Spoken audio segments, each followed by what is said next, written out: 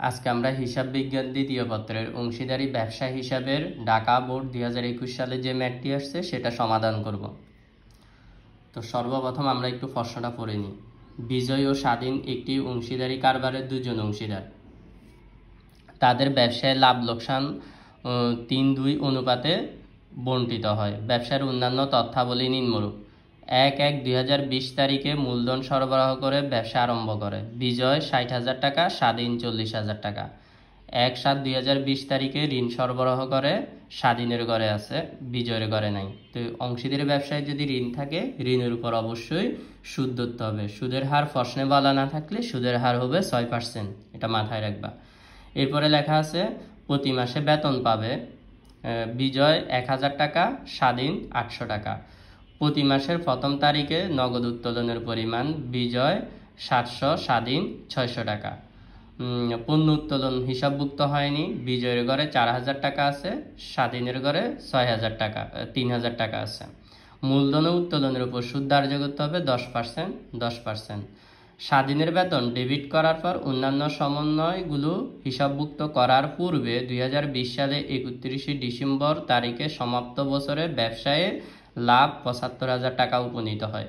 আমাদের কতে বের করতে বলছে? স্বাধীনের ঋণের সুদের পরিমাণ, মানে ঋণের সুদ বের করতে বলছে। তো দেখো স্বাধীন ঋণ আছে জুলাইয়ের 1 তারিখে 20,000 টাকা। এখন ঋণের সুদ বের করতে বলছে, ঋণের উপর সুদ কত পার্সেন্ট সেটা আমাদের প্রশ্নে বলা নাই। তো প্রশ্নে যদি ঋণের সুদের কথা বলা না থাকে, ঋণের সুদ হবে 6%, এটা মনে রাখবা। ঋণ থাকলে অবশ্যই সুদ ধরতে হবে। সুদের হার প্রশ্নে বলা না থাকলে সুদের হার হবে 6%। তো আমরা স্বাধীনের ঋণের সুদ বের করি ক নাম্বার।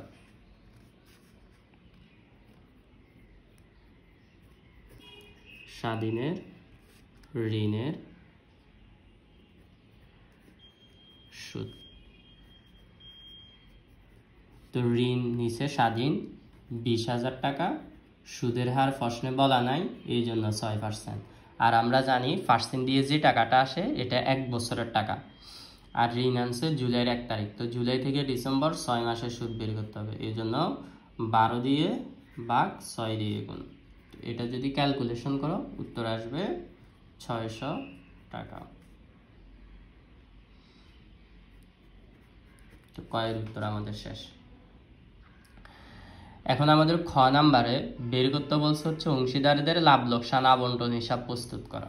তো লাভ লোকসান আবন্টন হিসাবের জন্য সর্বপ্রথম আমাদেরকে এভাবে একটা গড় করে নিতে হবে। ডেবিট দিকে থাকবে বিবরণ টাকা, ক্রেডিট পাশেও থাকবে বিবরণ টাকা। তো আমরা লাভ লোকসান আবন্টন হিসাব করার সময় ক্রেডিট পাশে সর্বপ্রথম আমাদেরকে নিট লাভ লিখতে হবে। নিট লাভ বলতে ব্যবসায় যে একটা মুনাফা থাকবে ওই মুনাফাটা লিখে ফেলতে হবে। তো দেখো এখানে আমাদের প্রশ্নে লেখা আছে যে স্বাধীনের বেতন ডেবিট করার পর অন্যান্য সমন্বয়গুলো হিসাবভুক্ত করার পূর্বে 2020 সালের 31 ডিসেম্বর তারিখে সমাপ্ত বছরে ব্যবসায় নিট লাভ 75,000 টাকা উপনীত হয়। তার মানে এখানে আমাদের নিট লাভ 75,000 টাকা দেওয়া আছে, আমরা এখানে নিট লাভ 75,000 টাকা লিখব। এরপরে দেখো এই যে লাভ লোকসান আবন্টন হিসাব, এই লাভ লোকসান আবন্টন হিসাবে ক্রেডিট পাশে বসবে আয়গুলা। আয়ের মধ্যে কি কি আসে? মূলধন উত্তোলনের সুদ আর পণ্য উত্তোলন, এই দুইটা শুধু ক্রেডিট পাশে বসবে, অন্য কিছু তেমন আর বসে না। তো আমাদেরকে এখানে প্রশ্নে দেখতে হবে উত্তোলনের উপর কোনো সুদ ধার্য করতে বলছে কিনা। যদি ধার্য করতে বলে তাহলে ক্রেডিট পাশে উত্তোলনের সুদ আমাদেরকে লিখতে হবে। তো আমরা এখানে প্রশ্নে দেখতেছি এই যে আমাদের শেষের 6 নাম্বার সমন্বয়, এখানে বলা আছে মূলধন ও উত্তোলনের উপর সুদ ধার্য কত পার্সেন্ট? বিজয় 10%, স্বাধীন 10%। তার মানে উত্তোলনের উপর সুদের কথা বলা আছে। তাহলে আমরা উত্তোলনের সুদটা ক্রেডিট পাশে লিখব। আর প্রত্যেকটা আয় ব্যয় লেখার সময় শিরোনাম লিখতে হবে অংশীদারদের মূলধন হিসাব অথবা চলতি হিসাব। এখন কথা হচ্ছে কখন আমরা চলতি হিসাব লিখব, কখন মূলধন হিসাব লিখব। যদি আমাদের ঘ নাম্বারে মূলধন হিসাব করতে বলে তাহলে শিরোনামটা লিখবা মূলধন হিসাব নাম দিয়ে, যদি চলতি হিসাব করতে বলে শিরোনামটা হবে চলতি হিসাব। তো আমরা দেখতেছি গতে আমাদের মূলধন হিসাব করতে বলছে, তাহলে শিরোনামটা মূলধন হিসাব নাম দিয়ে লিখব। তো আমি লিখতেছি, এখানে লিখব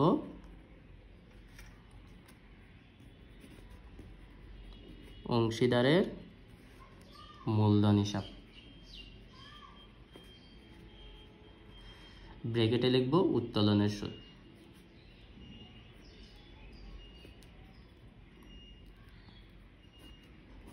এখন উত্তোলন কে কে করছে এটা যদি আমরা প্রশ্নে দেখি, তাহলে উত্তোলন দেখতেছি এখানে প্রতি মাসে নগদ উত্তোলন বিজয়েরও আছে, স্বাধীনও আছে, দুইজনেই আছে, দুইজন অংশীদারের নামটাই লিখব। বিজয়, এখানে নিচে লিখব স্বাধীন। তুই দেখো উত্তোলনের সুদ বের করার ক্ষেত্রে আমাদের প্রশ্নে অনেকগুলা নিয়ম আছে, তা আমাদের দেখতে হবে এটা কোন নিয়মের মধ্যে পড়ছে। এখানে নিয়মের মধ্যে আমি তোমাদেরকে প্রথম ক্লাসে নিয়মগুলো আলোচনা করছি। প্রতি মানে সারা বছর ধরে উত্তোলন করলে বা বছরের মাঝামাঝি উত্তোলন করলে আরেকটা নিয়ম আছে হচ্ছে প্রতি মাসের শুরুতে, এরপরে প্রতি মাসের মাঝামাঝি, প্রতি মাসের শেষে, 2 মাস অন্তর, 3 মাস অন্তর, এভাবে যদি বলা থাকে যে নিয়মে পড়বে সেই নিয়মে তোমাদেরকে সুদটা ধার্য করতে হবে। তো আমরা এখানে দেখতেছি আমাদের প্রশ্নে বলা আছে প্রতি মাসের প্রথম তারিখে। প্রথম তারিখ মানে প্রতি মাসের শুরুতে উত্তোলন করছে, আর প্রতি মাসের শুরুতে যদি উত্তোলন করে উত্তোলনের সুদ বের করার নিয়ম হচ্ছে মাসিক উত্তোলন গুণ সুদের হার গুণ 6.5। তো এখানে বিজয়ের মাসিক উত্তোলন হচ্ছে 700 আর স্বাধীনের মাসিক উত্তোলন হচ্ছে 600 টাকা। তো আমরা এখানে প্রথমে বিজয়ের সুদটা বের করি। মাসিক উত্তোলন 700 গুণ সুদের হার, সুদের হার হচ্ছে প্রশ্নে বলা আছে 10% গুণ 6.5।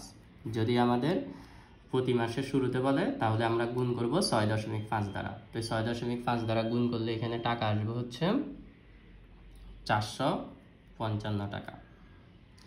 এরপরে স্বাধীনের মাসিক উত্তোলন হচ্ছে 600 টাকা, প্রশ্নে সুদের হার হচ্ছে 10%, আর যেহেতু প্রতি মাসের শুরুতে বলছে আমাদেরকে 6.5 দিয়ে গুণ করতে হবে। তো এটার টাকা আসবে হচ্ছে 390 টাকা।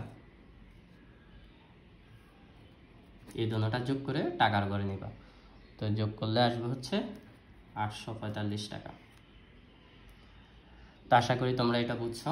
এরপর আমাদের এখানে পণ্য উত্তোলন আসবে, যদি পণ্য উত্তোলন প্রশ্নে থেকে থাকে। তো আমরা এখানে দেখতেছি আমাদের প্রশ্নে পণ্য উত্তোলন আছে, তো পণ্য উত্তোলনটা লিখবো। তো লেখার জন্য আবার শুরুতে নাম হবে অংশীদারদের মূলধন হিসাব।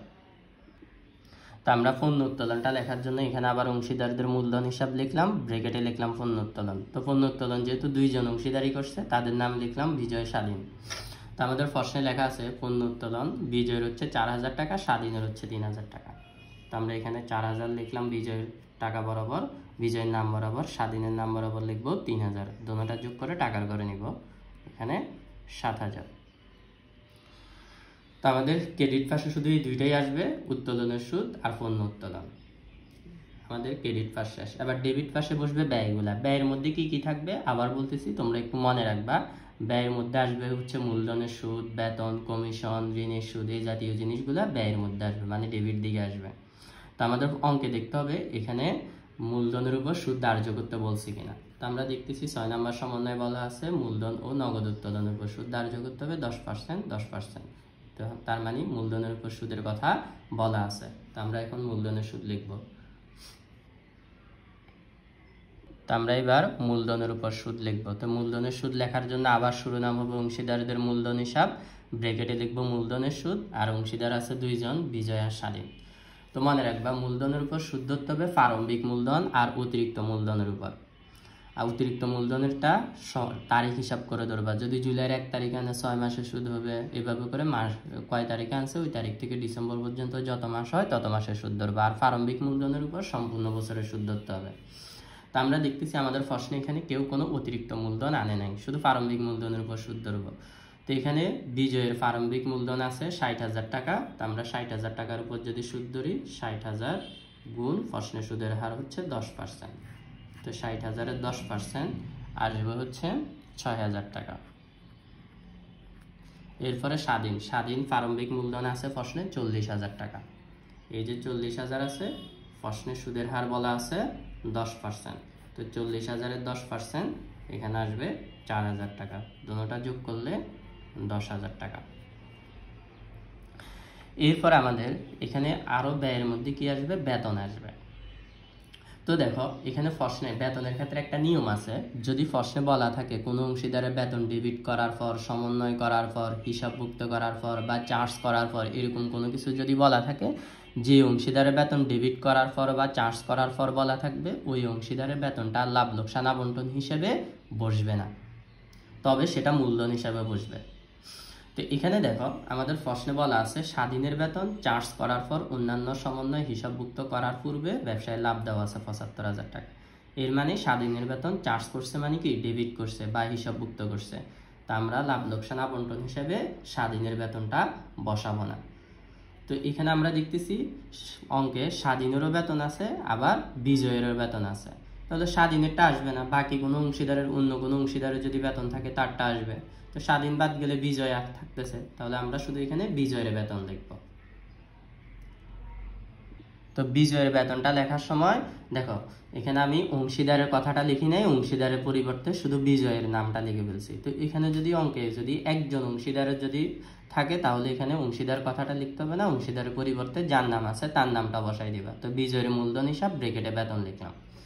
তো বিজয়ের যে বেতন এখানে প্রশ্নে বলা আছে প্রতি মাসে ১,০০০ টাকা করে। তো এখানে আমরা টাকা লেখার সময় ১ বছরের টাকা লিখতে হবে। প্রতি মাসে যদি ১,০০০ টাকা হয় ১ বছর হবে ১২,০০০ টাকা। তো এখানে আমরা ১২,০০০ টাকা লিখলাম। এরপর আমাদের অঙ্কে ঋণের সুদ আসবে যদি ঋণ থাকে। অঙ্কে যদি ঋণের সুদের কথা বলা নাও থাকে, ঋণ থাকলে অবশ্যই ঋণের উপর সুদ ধার্য করতে হবে। তো আমরা দেখতেছি আমাদের অঙ্কে ঋণ আছে, তাহলে ঋণের উপর সুদ ধার্য করব। আর ঋণটা আনছে হচ্ছে আমাদের অঙ্কে স্বাধীন আনছে। আমরা প্রত্যেকটা আয় ব্যয় লেখার সময় শিরোনাম লিখছি অংশীদারের মূলধন হিসাব, আর ঋণের সুদ লেখার সময় মূলধন হিসাব লেখা যাবে না, এটা লেখার সময় শিরোনামটা হবে ঋণ হিসাব নাম দিয়ে। এটার কারণ আমরা ঋণের সুদটা মূলধন হিসাবে নিব না, মানে ঋণের সুদ কখনো মূলধন হিসাবে বসে না, এই কারণে এটার নামটা হবে ঋণ হিসাব নাম দিয়ে। তো ঋণের সুদ আমরা কতে বের করছিলাম সেটা ৬০০ টাকা। তো এখানে ৬০০ টাকা বসাই দিব। এরপর আমাদের অঙ্কে কমিশন থাকলে কমিশনটা আসবে। তো আমরা দেখতেছি এখানে আমাদের কারো কোনো কমিশন নাই, কমিশন লিখতেছি না, তো আমাদের আর কোনো কিছু বাদ নাই। এখন বাকি থাকবে শুধু মুনাফাটা বের করা। তো ক্রেডিট পাশ যদি বড় হয় তাহলে মুনাফার অংশটা ডেবিট পাশে বসবে। তো আমরা দেখতেছি আমাদের ক্রেডিট দিকে যোগফলটাই বড় আসবে, তো মুনাফার অংশ ডেবিট পাশে লিখবো আমরা। অঙ্কে আমাদের মুনাফার অংশটা বের করার জন্য সর্বপ্রথম আগে ক্রেডিট পাশের যোগফলটা বের করতে হবে। তো ক্রেডিট পাশে যদি আমরা যোগফলটা বের করি, যোগফল আসবে হচ্ছে ৮২,৮৮৫। এই তিনটা যোগ করলে ৮২,৮৪৫ আসবে, সরি ৮৪৫। এই যোগফলটা আবার ডেবিট দিকেও আমরা বসাবো, ৮২,৮৪৫। এখন আমাদেরকে এই ৮২,৮৪৫ থেকে ডেবিট পাশে যেগুলা লিখছি এগুলা বিয়োগ করে দিতে হবে, মানে ১০,০০০ বিয়োগ, ১২,০০০ বিয়োগ, ৬০০ বিয়োগ। তো এগুলা সব বিয়োগ করতে এটা আসবে হচ্ছে ৬০,২৪৫।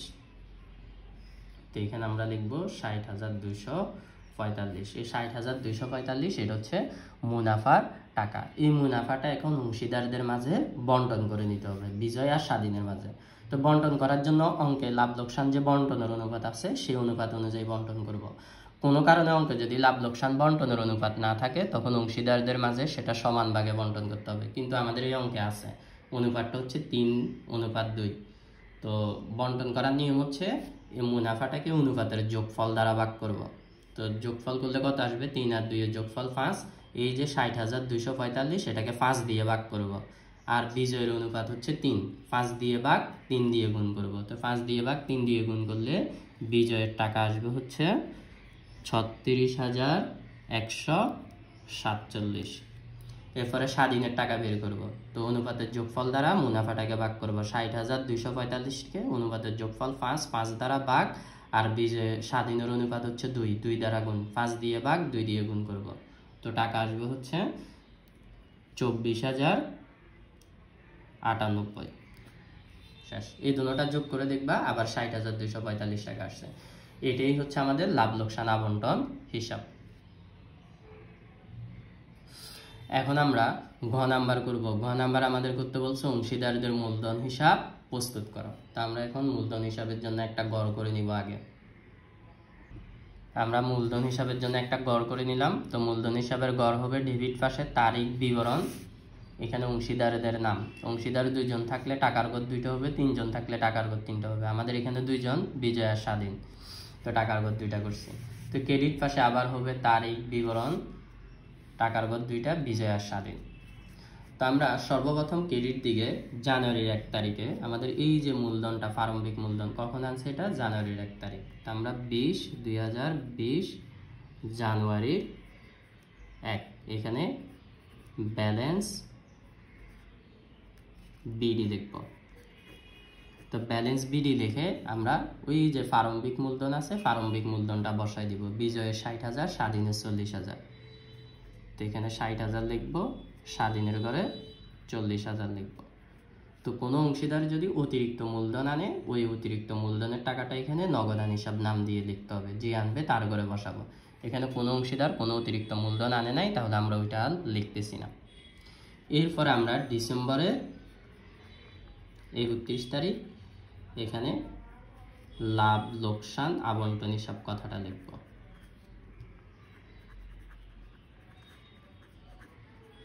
তো আমরা লাভ লোকসান আবন্টন হিসাবে যেগুলা ডেবিট পাশে লিখছি মূলধন হিসাবে এগুলা ক্রেডিট দিকে লিখব। তো আমরা ডেবিট দিকে কি কি লিখছিলাম এগুলো আবার একটু দেখাই। আমরা লাভ লোকসান হিসাবে ডেবিট দিকে মূলধনের সুদ লিখছি, বেতন লিখছি, ঋণের সুদ লিখছি। ঋণের সুদটা মূলধন হিসাবে বসবে না, এই ঋণের সুদটা আসবে না, বাকি সব কিছু আসবে। তাহলে মূলধনের সুদ আসবে, বেতন আসবে। তো বেতনের ক্ষেত্রে দেখো এখানে লেখার সময় আমরা শুধু বিজয়ের লিখছি, স্বাধীনেরটা লিখি নাই। কেন লিখি নাই? কারণ স্বাধীনেরটা চার্জ করার পর বলা ছিল বা ডেবিট করার পর বলা ছিল, এই জন্য লিখছি। কিন্তু মূলধন হিসাব করার সময় দোনোজনেরটাই আসবে, ঋণের সুদটা আসবে না, মুনাফার অংশটা আসবে। তাহলে কয়টা জিনিস আসবে? মূলধনের সুদ, বেতন, মুনাফার অংশ, এই তিনটা আমরা এখন মূলধন হিসাবে ক্রেডিট দিকে বসাবো। মানে লাভ লোকসানে যেগুলা ডেবিট পাশে লিখবো মূলধন হিসাবে এগুলা ক্রেডিট পাশে বসবে। তো আমরা লেখা শুরু করতেছি। প্রথমে মূলধনের সুদ লিখব।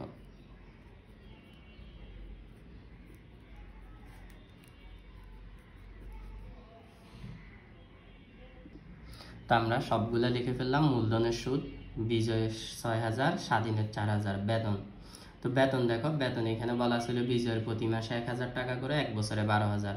আর স্বাধীনের ক্ষেত্রে প্রতি মাসে 800 টাকা করে, 12 দিয়ে গুণ করলে 1 বছর আসবে 9,600 টাকা। এটা আমরা লাভ লোকসান আবন্টন হিসেবে লিখি নাই, কারণ চার্জ করার পর বলা ছিল, কিন্তু মূলধন হিসেবে আসবে বলছিলাম, এই জন্য এখানে লিখছি। এরপরে মুনাফার অংশটা এটাও আমরা লাভ লোকসান হিসেবে ডেবিট দিকে বের করছিলাম, এখান থেকে বসাই দিয়েছি। মোট কথা হচ্ছে লাভ লোকসান আবন্টন হিসেবে ডেবিটে যা লিখবো মূলধন হিসাবে এগুলো ক্রেডিটে বসবে, শুধু ঋণের সুদটা আসবে না। তো আমাদের ক্রেডিট পাস শেষ। এবার এটা এখানে যোগ করে ফেলবো। তো যোগ করে যোগফলটা আমরা বের করব, পরে যোগ করতেছি। আমরা আগে ডেবিট পাসটা লিখি। তো ডেবিট দিকে সর্বপ্রথম এখানে ডিসেম্বর 31 তারিখ লিখবা। লিখে এখানে উত্তোলন কথাটা লিখবা। উত্তোলন বলতে নগদ উত্তোলন। নগদ উত্তোলন যদি না থাকে তাহলে লেখার দরকার নাই, আমাদের আছে এই জন্য আমরা লিখতেছি। তো নগদ উত্তোলনটা দেখো বলা আছে এখানে বিজয় প্রতি মাসে 700, স্বাধীন প্রতি মাসে 600 টাকা, এগুলো মাসিক বলা আছে। তো উত্তোলনটা যদি মাসিক বলা থাকে 12 দিয়ে গুণ করে লিখতে হবে, মানে এখানে 1 বছর উত্তোলন লিখতে হবে। তো 700কে যদি আমরা 12 দিয়ে গুণ করি টাকা আসবে 8,400। আর 600কে এখানে স্বাধীনের হচ্ছে প্রতি মাসে 600, 600কে যদি 12 দিয়ে গুণ করি তাহলে টাকা আসবে 7,200। এরপর এখানে আবার ডিসেম্বরের 31 তারিখ লিখবা। লিখে এখানে লাভ লোকসান আবন্টন হিসাব কথাটা লিখবা। লাভ লোকসান আবন্টন হিসাব লিখে কলম দিয়ে আন্ডারলাইন করবা। তো আমরা লাভ লোকসান আবন্টন হিসাবে যেগুলা ডেবিট পাশে লিখবো এখানে মূলধন হিসাবে এগুলা ক্রেডিট দিকে বসবে, এটা মনে রাখবা। লাভ লোকসান আবন্টন হিসাবে যেগুলা ক্রেডিটে বসবে মূলধন হিসাবে এগুলা ডেবিটে বসবে। তো ক্রেডিটে আমরা কি কি লিখছি আবার, এটা লাভ লোকসান আবন্টন হিসাবে ক্রেডিটে লিখছিলাম হচ্ছে উত্তোলনের সুদ, পণ্য উত্তোলন, এই দুইটা লিখছি। তো আমাদের এখানেও মূলধন হিসাবে এখন ডেবিট দিকে উত্তোলনের সুদ বসবে আর পণ্য উত্তোলন বসবে, এই দুইটা। তো আমরা লাভ লোকসান হিসেবে যেগুলো ক্রেডিট দিকে লিখছি এখানে এগুলো ডেবিট দিকে লিখতেছি। উত্তোলনের সুদ যেটা আমরা বের করছিলাম বিজয়ের 455 টাকা, স্বাধীনের 390 টাকা, পণ্য উত্তোলন এগুলো আমাদের প্রশ্নে দেওয়া ছিল 4,000 টাকা, 3,000 টাকা লিখলাম। এবার আমাদেরকে ক্রেডিট পাশের যোগফলটা বের করতে হবে। তো ক্রেডিট দিকে যার যত আছে যোগফলটা আমরা এখানে বসাবো। তো বিজয়ের যোগফল আসবে হচ্ছে 1,14,147। স্বাধীনের যোগফল আসবে 77,698। তো এটা জেড টেনে দিবা। এই ক্রেডিট পাশের যোগফলটা আবার এখানে আমাদেরকে ডেবিট দিকেও বসাইতে হবে। 1,14,147 147, আর স্বাধীনেরটা হচ্ছে 77,698, এখানেও জেড টেনে দিবা। তো এইদিকে আবার ডিসেম্বরের 31 তারিখ, এখানে লিখবা ব্যালেন্স সিডি। তো ব্যালেন্স সিডি কেমনে বের করবা? এই যে 1,14,147, এটা থেকে ডেবিটে যেগুলো আছে এগুলো বিয়োগ করে দিবা। তো বিয়োগ করলে আসবে হচ্ছে 1,01,292। স্বাধীনের ক্ষেত্রেও সেম, 77,698 থেকে ডেবিটে যেগুলো আছে এগুলো বিয়োগ করে দিবা। বিয়োগ করলে আসবে হচ্ছে 97,108 টাকা। এই ব্যালেন্স সিডিটা পরের বছরে আবার জানুয়ারির 1 তারিখে ব্যালেন্স বিডি হবে, 2021 জানুয়ারির 1 তারিখ। এখানে ব্যালেন্স বিডি লিখবা। তো ব্যালেন্স বিডি লিখে এখানে বীজের ঘরে লিখে দিবা। আমরা বীজেরটা বীজের ঘরে লিখে দিলাম, স্বাধীনেরটা স্বাধীনের ঘরে লিখে ফেললাম। এই হচ্ছে আমাদের ম্যাথটা। আশা করি তোমরা সবাই বুঝছো। তারপরও কারো যদি কোনো সমস্যা থেকে থাকে কমেন্ট করে জানাবা। আল্লাহ হাফেজ।